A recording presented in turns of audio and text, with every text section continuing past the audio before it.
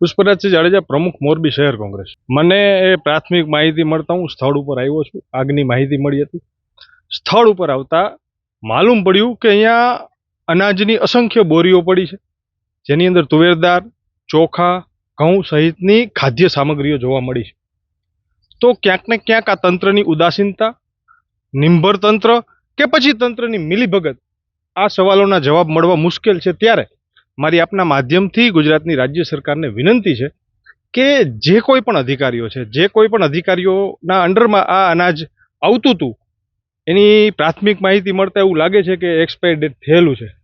તો અત્યાર સુધી આ અનાજ યોગ્ય વ્યક્તિઓ સુધી પહોંચ્યું કેમ નહીં, આ મુખ્ય પ્રશ્ન છે. ત્યારે આ અનાજની બોરીઓ સળગાવવામાં જે કોઈ પણ વ્યક્તિઓ જવાબદાર હોય તેની ઉપર તાત્કાલિકના ધોરણે કાર્યવાહી કરીને ફોજદારી ગુનો દાખલ કરવામાં આવે એવી શહેર કોંગ્રેસના પ્રમુખ તરીકે માગણી છે.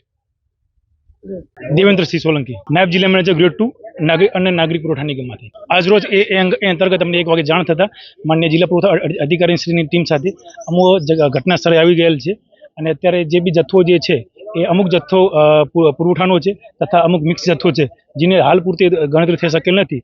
આગ ઠરતા આગળની કાર્યવાહી ધરીને જે બી આ બાબતે દોષિત હશે એના સામે યોગ્ય પગલાં લેવામાં આવશે. અત્યારે આજરોજ સેમ્પલ લેવામાં આવે છે. તુવેર દાળનું છે, ચણાનું છે, કે જે અંતર્ગત એ ક્યાંનો માલ છે, કેટલા સમય જૂનો માલ છે અને ક્યાંથી આવેલો છે, જેની તપાસ હાથ ધરી શકે. એ અંતર્ગત એવું હોઈ શકે જેમ કોઈ બી રાજ્યમાંથી ખરીદી થઈને જેમ ઘઉં ચોખાની ખરીદી અન્ય રાજ્યમાંથી આપણા રાજ્યમાં માલ આવતો હોય છે, એટલે એના આધારે બારદાનની માહિતી લઈને બારદાન કયા સમય જેટલું જૂનું છે, ક્યાંથી આવેલું છે, એની તપાસ હાથ ધરી શકાય.